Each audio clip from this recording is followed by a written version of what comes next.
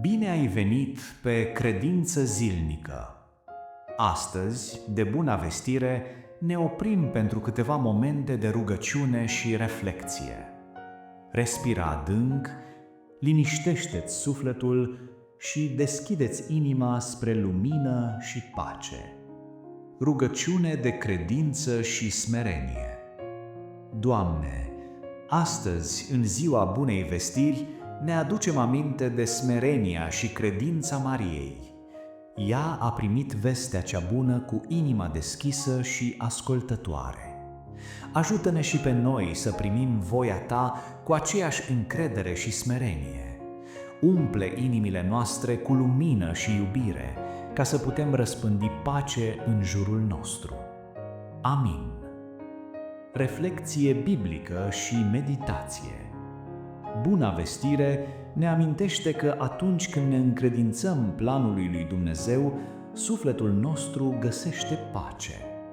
Chiar și în momentele de îndoială sau teamă, credința ne poate ghida pașii și gândurile. Fiecare zi este un dar prețios.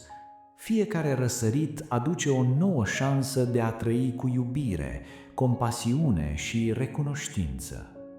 Privește în jurul tău, observă frumusețea creației și simte prezența divină în tot ce te înconjoară. Rugăciune de mulțumire. Doamne, îți mulțumim pentru această zi, pentru familia noastră, pentru cei dragi și pentru toate darurile primite.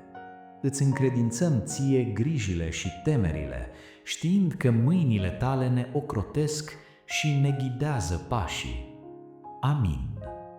Rugăciune pentru protecție și binecuvântare. Doamne, protejează-ne pe noi și pe cei dragi. Fie ca pacea și iubirea să domnească în căminele noastre.